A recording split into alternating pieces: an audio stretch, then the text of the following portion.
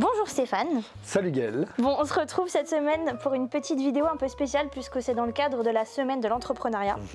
Donc on va te découvrir toi Stéphane en tant qu'entrepreneur. Ça promet. Et on va commencer par une petite question très simple. Comment tu vas en ce moment Stéphane? Écoute, fin d'année. Donc comme toutes les fins d'année, j'imagine, de tous les chefs d'entreprise, en ce moment dans le contexte, on est tous un peu fatigués. Alors dans notre secteur, on a beaucoup de projets chez Net Investissement, donc évidemment ça demande beaucoup d'énergie, beaucoup de recrutement à nouveau, parce que on a une seconde phase de grossissement, donc là ça prend beaucoup de temps, et puis également sur la partie immobilier de notre métier, et à la fin de certains dispositifs qu'il faut absolument finaliser avant le 31 décembre, donc on a des clients très exigeants, et il faut qu'on soit tous un peu sur le pont, donc là ça commence à tirer un peu, voilà. Ok, donc les vacances de Noël vont faire du bien. Voilà, si tant est que j'en ai. Ok, donc on va te découvrir dans tout ton métier et en fait on va commencer par le commencement. Okay. Est-ce que tu peux nous parler un peu de ton parcours scolaire? Alors c'est assez original mon parcours scolaire, c'est que moi je voulais faire diplomate. Je voulais faire Chateaubriand, je voulais être écrivain et diplomate. Donc j'ai fait un bac littéraire et une prépa à Sciences Po. Et puis finalement j'ai fini en école de commerce et je fais de la finance. Voilà. Pourquoi? Parce qu'en fait le lien de tout ça, c'est la relation avec les gens. Même si aujourd'hui on s'est plutôt dirigé autour de Net Investissement sur des modèles digitaux, l'être humain est encore vachement au centre de mon métier d'entrepreneur, que ce soit d'un point de vue B2B ou d'un point de vue B2C face aux clients. Donc c'est le lien. Voilà, donc j'ai un parcours un peu atypique.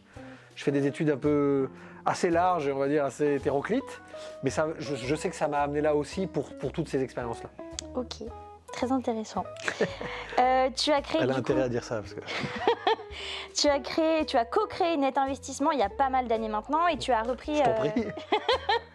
Et tu as repris dernièrement la direction générale de l'IMO. Ouais. Donc tu as forcément une âme d'entrepreneur. Et plus jeune, tu disais que tu te voyais devenir ambassadeur.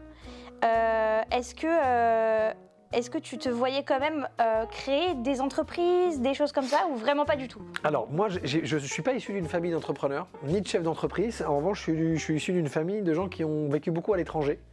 Que ce soit en Asie, que ce soit en Afrique du Nord, etc. Donc en fait, j'ai été élevé par des gens qui n'ont pas eu peur de partir, de quitter la France, de revenir, d'aller porter de l'aide, etc. dans un environnement assez large. Donc en fait, on retrouve une espèce d'âme d'aventurier, on va le dire comme ça.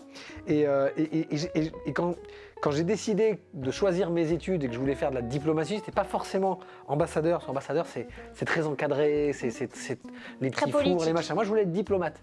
Donc ça veut dire aussi bosser sur des sujets un peu dans l'ombre, sur des sujets économiques, sur des sujets sociaux, se retrouver dans des coins improbables de la planète. J'avais cette idée-là. Parce que quand j'étais tout petit, j'avais envie d'être un peu comme ça aventurier, et je voulais être pilote d'hélicoptère quand j'avais 14-15 ans, puis après je me suis rendu compte que les maths ne m'aimaient pas, donc ça n'était pas possible. Mais voilà, donc je ne suis pas issu d'un environnement naturel de l'entrepreneuriat, mais finalement une grande partie des influences que j'ai eues m'ont donné envie finalement de créer un truc et de porter un truc. Ok. Et du coup, au quotidien, là, tout de suite maintenant, qu'est-ce qui te fait qu'est-ce qui te fait triper en fait dans ce métier? Qu'est-ce que t'aimes le plus? C'est un petit peu c'est paradoxal ce que je vais répondre. Parce qu'en fait, le chef d'entreprise, il veut être libre. C'est quelqu'un qui, profondément au fond de lui, est libre. Mais ça, c'est ce qu'il croit. Et en fait, c'est la contrainte, parce que je vais répondre à ta question juste après, la contrainte quand on devient chef d'entreprise, c'est qu'on y pense 24 sur 24, c'est comme un enfant, une entreprise. Donc en fait, on n'est plus aussi libre que ça. C'est la même chose que quand on devient parent.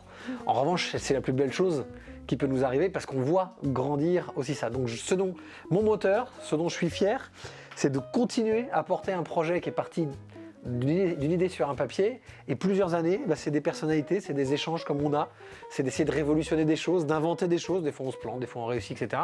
Et finalement, de continuer à garder cette indépendance intellectuelle. C'est plus de la liberté, on n'est jamais libre quand on est chef d'entreprise, mais on est indépendant. Et ça n'a pas de prix dans le monde dans lequel on vit. Ok, très belle réponse.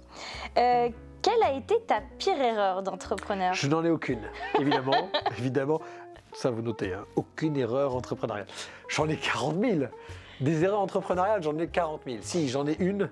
C'est j'ai laissé faire à Céline, qui est notre assistante depuis 15 ans, des brioches au Nutella. Et le jour où elle a fait rentrer les brioches, je vous regarde bien, elle a fait rentrer des brioches au Nutella dans cette entreprise, et ben j'ai arrêté complètement là, le sport. Et voilà la pire entreprise. Non, pour être sérieux, on en a fait plein des erreurs entrepreneuriales.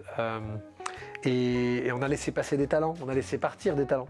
Je pense que les plus grosses erreurs qu'on peut faire, c'est sur les humains. C'est par moments ne pas sentir que c'est peut-être le bon partenariat, c'est peut-être quelqu'un qu'on devrait associer ou c'est quelqu'un qu'on n'aurait pas dû associer.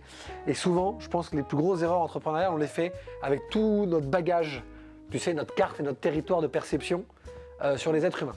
Et voilà, on s'est planté. Et je pense que les plus grosses erreurs, elles sont sur ça. Elles sont sur être passé à côté de certains talents ou de ne pas avoir laissé passer certains talents.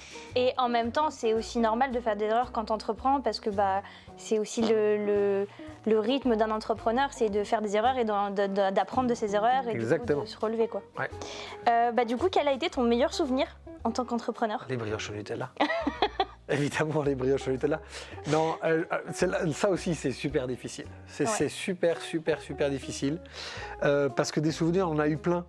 Dans la construction de notre entreprise, on a commencé à 2. Aujourd'hui, on est un peu plus d'une vingtaine. Au sein d'un grand groupe de 1200 personnes. Donc, il s'est passé tellement de choses avec ma perception à moi. Je vis encore aujourd'hui, 15 ans plus tard, au quotidien des choses très différentes. Parce que maintenant, j'ai 2 entreprises à gérer dans un grand groupe avec des normes, etc. Donc, j'ai découvert de nouveaux métiers. Donc, des nouveaux souvenirs, j'en ai plein tout le temps. Maintenant, je vais en donner un parce que je suis obligé de le donner. En 2021, donc suite à l'intégration de Net Investissement au grand groupe dont je parlais, on a fait un séminaire aux Antilles avec nos équipes. Alors je vous passe les détails des moments qu'on peut passer à prendre un apéro au bord de la mer, il fait beau, etc. C'est juste quelque chose dont je n'avais pas notion, parce que j'avais la chance depuis quelques années que ça réussisse dans ma vie. J'ai vu des collaborateurs à moi qui, quand ils sont arrivés sur cette plage en Guadeloupe pour passer 3 jours, avaient les larmes aux yeux. Je n'avais pas pris conscience en fait que ça, et là je partageais un moment, parce que c'est un des endroits que je préfère, moi les Antilles, je partageais ce moment-là. C'est un de mes meilleurs souvenirs, en tout cas les plus récents. J'en ai eu plein aussi, mais c'est le souvenir qui m'a marqué. Pas parce que ça me donnait la sensation que je les faisais exister, etc. Non, c'est juste qu'en fait j'ai été hyper touché de les voir toucher, pas parce qu'on leur faisait un cadeau, mais juste parce que l'endroit qu'on avait choisi était le bon endroit au bon moment. Ok. Très beau. Si tu avais un conseil, et c'est la dernière question, si tu avais un conseil à donner à quelqu'un qui voudrait se lancer dans l'entrepreneuriat, quel serait... Fuyez. Voilà. Faut pas dire ça. Prenez un CDI à la banque postale. Donc, qu'est-ce que tu dirais à quelqu'un qui voudrait se lancer, qui voudrait monter sa boîte et c'est parti, quoi. On parlait tout à l'heure des erreurs, etc. Et c'est pas des erreurs, c'est la vie aussi. On a eu dans l'existence de Net Investissement des collaborateurs dont certains nous ont quittés en très bons termes. Je pense à un certain JPP qui nous a quittés pour créer son activité. Et moi, je suis hyper fier parce qu'il a passé 5 ans chez Net Investissement. Ça a été un de nos plus efficaces collaborateurs, tant en termes de conseils que de résultats, d'énergie, de vie de société. Et il a créé une super boîte et c'est en train de cartonner. Donc en fait, je vais donner le conseil que je lui ai donné. À un moment donné, je lui disais ne pars que quand tu seras prêt. Et c'est la même chose que quand on dit à quelqu'un, est-ce que c'est le bon moment de faire un enfant? C'est jamais le bon moment. Donc en fait, ce que je peux dire à un jeune entrepreneur, c'est que si tu as la foi, c'est une question de foi. C'est pas une question vérifiable, ça va marcher, ça va pas marcher, risque, pas risque, bon moment, timing. Il y aura toujours quelque chose. Là, en ce moment, c'est vrai que c'est peut-être un peu compliqué, mais s'il le sent, s'il a la foi, il y va. Parce qu'on le dit souvent, hein, l'entrepreneur, en tout cas, un associé et moi-même, on s'est toujours dit, depuis qu'on se connaît, l'entrepreneur, en fait, il saute dans le vide avec les plans de l'avion et il construit l'avion pendant qu'il chute. Parce que s'il commence par construire l'avion avant de sauter, il sautera sans doute jamais. Donc le conseil, c'est ne vous précipitez pas, soyez pas fous. Mais si vous avez profondément la foi dans votre projet, n'hésitez pas à y aller parce qu'en fait, le monde de demain, il sera fait d'entrepreneurs. On le voit bien aujourd'hui, on le voit dans les nouveaux modes de consommation, de fonctionnement. Voilà. Et même si vous voulez vendre l'eau de votre bain, entreprenez, quoi. Je veux dire, voilà. Si vous avez la foi là-dedans, j'étais obligé de le placer. J'avais dit que je le placerais. J'avais dit que je le placerais. Voilà. Si vous êtes là-dedans, c'est pas grave. Si vous avez la foi, foncez. C'est la plus belle chose du monde. Et si vous vous cassez la figure, c'est pas grave. On n'échoue pas, on apprend. Ok. Et bien sur ces belles paroles, on va terminer cette vidéo. Merci beaucoup. Et merci à toi. Et puis on se retrouve très prochainement sur YouTube. Avec plaisir.